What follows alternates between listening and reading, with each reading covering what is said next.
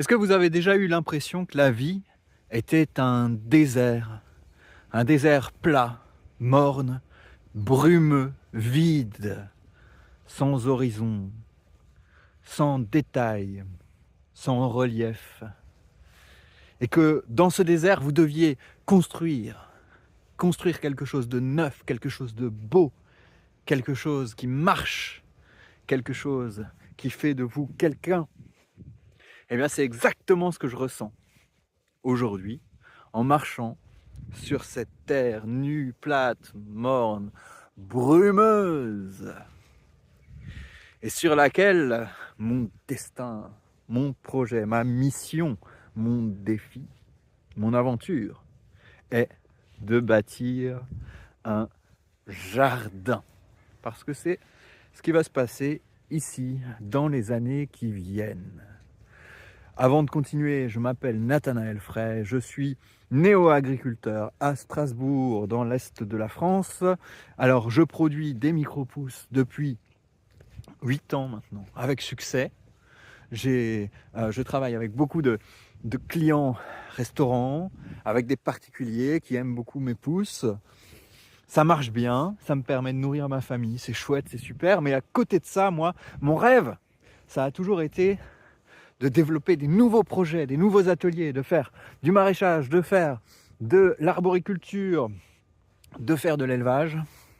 Et tout ça toujours dans le but de faire que les agriculteurs puissent être plus près des gens qui mangent la nourriture qu'ils produisent. Alors si ça vous intéresse, si vous avez envie de suivre cette aventure, de voir comment ça évolue ici, si vous avez envie de voir comment je remplis ce désert, comment je crée ce relief, comment je pose ces serres, comment je sème ces légumes, comment je choisis de mettre ici ou là tel ou tel arbre, telle ou telle clôture, eh bien, abonnez-vous. En attendant, voilà, je vous montre donc cet espace, c'est là. Et pour l'instant, ça n'est rien, mais il y a plein de questions qui se posent. Ici, nous avons l'électricité et l'eau, un puits dans la nappe phréatique et un tableau électrique. C'est ça qui rend ce terrain exceptionnel. C'est la ville de Strasbourg, la mairie, qui me le loue. C'est une superbe opportunité, c'est tout près de chez moi, c'est tout près de la ville, c'est dans Strasbourg, dans un quartier excentré, mais quand même dans Strasbourg, et pourtant une qualité, un environnement incroyable. C'est beau, c'est dans la forêt, et on va faire beaucoup de nourriture, de belles choses, des fleurs, un beau métier. On va réinventer le maraîchage, réinventer l'élevage, réinventer les arbres, les fruits, réinventer la société, réinventer la vie, construire tout ça ensemble, sortir de ce désert. En traînant un peu dans les textes que j'ai écrits ces dernières années, je suis retombé sur ce mot que j'avais sorti et qui colle bien au jardin que j'ai envie de faire. Alors je vais le ressortir, je vais vous le partager avec vous ici. Ce que je souhaite fabriquer ici sur ce terrain que vous voyez, c'est un jardin triologique. Alors c'est un jeu de mots avec biologique, bien sûr. Pourquoi triologique ? Parce que je veux que ce jardin soit bon à la fois pour moi, pour l'agriculteur, à la fois bon pour le consommateur et à la fois bon pour les autres, pour le reste du monde. C'est-à-dire pour tout le monde en fait, parce que finalement moi, le consommateur et le reste du monde, c'est tout le monde. Alors voilà, on va commencer par les autres. Qu'est-ce que ça veut dire un jardin qui est bon pour les autres? Alors déjà, ça doit être un jardin qui doit être beau et un jardin qui ne doit pas polluer, un jardin qui ne doit pas déranger. Ça, c'est quand même important d'avoir un jardin qui soit beau. Moi, j'ai grandi dans la banlieue et j'étais toujours émerveillé par ces petits coins de beauté paysanne qui sont quand même assez rares parce qu'il y a des champs et il y a de la ville. Entre les deux, il y a un petit peu d'endroits de sauvagerie. mais c'est pas partout, quoi. Et je rêve un peu de cette ambiance paysanne sans en avoir les problèmes. C'est-à-dire que le paysan c'est bien, mais parfois ça sent vraiment trop mauvais, parfois c'est trop le bazar, c'est trop sale, ça a des effets négatifs. Ou alors éventuellement ça peut être joli, mais ça va polluer. Ça va être faussement paysan, faussement naturel, et ça va être des produits, ça va être des engrais sans normes, sans surveiller, ça va être des pesticides, le côté chapeau de paille et vieux paysan, mais en même temps on met du Roundup partout. Donc voilà, ça ce sont des choses que je veux éviter parce que je pense qu'il faut respecter les autres, et en même temps l'aspect paysan, je pense qu'il vient vraiment de la diversité, et je veux qu'il y ait de la diversité dans mon jardin, ça c'est important.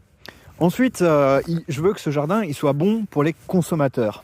Les consommateurs, ils veulent avoir à manger, mais je pense qu'ils ont envie d'avoir à manger quelque chose de plus proche, quelque chose de plus à eux, quelque chose qui leur appartient, quelque chose qu'ils connaissent.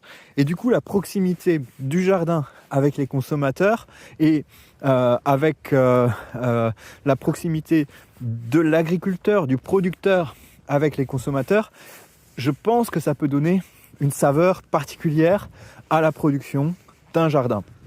Et c'est ce que je veux faire. Je veux que les gens connaissent l'histoire, que les gens voient d'où viennent les produits. Et je veux que les gens puissent venir éventuellement de temps en temps récolter eux-mêmes et m'en parler, et que je puisse leur raconter, que je puisse faire du marketing ou de la poésie autour de ça. Et aussi, finalement, c'est une pyramide, hein, ça inclut le reste. C'est-à-dire que le fait que ce jardin soit beau va aussi donner de la valeur. Les gens pourront venir profiter de ce nouveau terroir, de cette nouvelle paysannerie que je vais leur donner grâce à la diversité de mon exploitation, grâce à la diversité de mon jardin. Et c'est ça que je veux mettre ici, c'est en fonction de ces critères-là que je vais décider de mettre telle ou telle culture ici, tel ou tel système par là, et tel ou tel arbre par-ci, tel ou tel cerf par-là. Il faut que ce soit beau, il faut que ce soit écologique, que ça pollue pas, que ça respecte les environnements, tous les environnements proches, lointains, visuels, voilà. Et en même temps, tout ça, ça va créer de la valeur, ça va faire que les gens, même s'ils ne sont pas consommateurs, seront contents que ce soit là. Et en même temps, les consommateurs, je pense qu'ils vont se rendre compte que non seulement c'est bon, non seulement ça me nourrit, non seulement ça nourrit mes enfants, mais en plus, ça nourrit la beauté de mon quartier, ça nourrit mon esprit, ça me donne quelque chose en plus que je ne trouve pas ailleurs. Dans les supermarchés, je trouve la sécurité. Dans les supermarchés, je trouve la régularité et je trouve un prix très bas. Mais ici, dans ce jardin, je trouve de la poésie, quelque chose de beau, quelque chose de paysan, quelque chose qui m'attache à mon quartier. Je trouve une personnalité, je trouve du rêve, je trouve quelque chose qui a d'autres avantages, qui crée de nouvelles valeurs. Et du coup, ça m'amène au troisième point de l'agriculture triologique, c'est que cette agriculture doit servir l'agriculteur, cette agriculture doit me servir moi. Donc, encore une fois, c'est une pyramide, ça inclut les choses précédentes. Moi, je veux travailler dans un endroit que je trouve beau, agréable. J'ai envie que les choses soient propres, que les choses soient à leur place. J'ai pas envie de devoir mettre des combinaisons, des masques à gaz et de faire attention à tout ce qui, à ce que je respire. J'ai pas envie de tomber malade. J'ai pas envie de rendre les autres malades, mais j'ai envie de produire de la nourriture et de bien gagner ma vie. Et je pense qu'il est possible de faire en sorte que parce que j'apporte toutes ces choses en plus à mes consommateurs qui ne reçoivent pas que de la nourriture, mais reçoivent le reste, la poésie, le terroir, le côté paysan, le pays, la culture, tout ça, bien je pense qu'ils seront prêts à donner un petit peu plus pour cette nourriture que je vais leur donner, et que du coup je vais pouvoir avoir non seulement un environnement de travail sain, beau, respectueux de ma santé, de mon bien-être psychologique et de mon bien-être physique, mais aussi qui va me permettre de gagner plus d'argent que ce qu'on pourrait croire. C'est ma croyance que un jardin qui a cet avantage de la proximité peut être plus rentable que ce qu'on croit aujourd'hui. J'ai déjà démontré avec mon projet de micro-pousses qu'on peut vraiment bien gagner sa vie en utilisant une toute petite surface, comme je l'ai fait. Vous pouvez aller voir d'autres vidéos, hein, abonnez-vous et allez voir d'autres vidéos. J'ai vraiment une toute petite serre, une toute petite infrastructure. Je produis des micro-pousses, ça marche du tonnerre, c'est super. Donc c'est possible aussi de faire la même chose avec un jardin pour produire des légumes, mais comme on le verra dans les années qui viennent, pour d'autres ateliers. Voilà. Donc l'agriculture triologique, pour moi, c'est ça. Ça me sert moi, ça sert les consommateurs et ça sert les autres, tous les autres. Donc voilà, c'est sur cette base, sur ces idées que je vais travailler sur ce terrain qui, pour l'instant, comme je le disais, est un désert plat, morne et brumeux, mais quand même déjà assez joli. Il y a beaucoup de cailloux, hein. C'est un désavantage, mais c'est pas un grand désavantage pour mes techniques en no dig. Moi je travaille, ma méthode, mon système de culture que j'ai développé ces dernières années, c'est un système sans travail du sol. C'est un système sur compost profond. Donc il s'agit de mettre une bonne couche de compost pour travailler dans ce compost. Ça va faire que la vie du sol va travailler le sol, va faire que le sol va être meuble. On n'aura pas besoin de passer une charrue ou un motoculteur ou un rotovator. Ça va faire que la vie du sol va se développer, la vie du sol va nourrir les légumes. Il s'agit en fait de reproduire un sous-bois de forêt, de faire ce que la nature elle fait elle-même.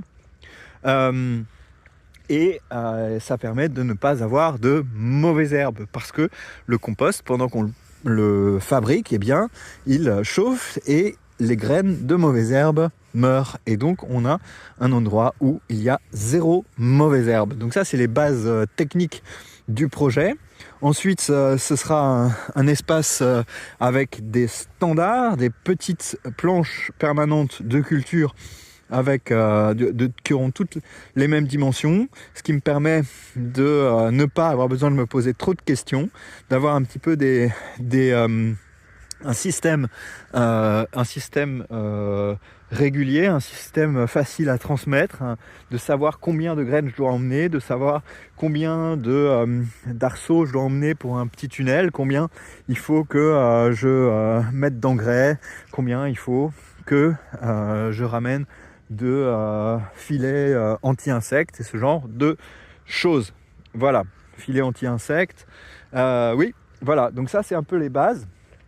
En gros, pour être très concret, j'ai fait venir cet agriculteur cette saison, là il y a une semaine, qui a vraiment labouré et tout mis à plat. Donc on part sur des nouvelles bases, mais ce qui va se passer concrètement, c'est que je vais délimiter un jardin où je vais mettre ce compost qui va faire, je pense, quelque chose autour de 1000 m². Donc c'est pas très grand, mais ça peut déjà permettre de produire beaucoup.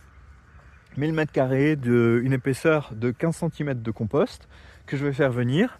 Ça va être un carré tout simple, ici, là, juste là, voilà. Et autour, je vais enherber.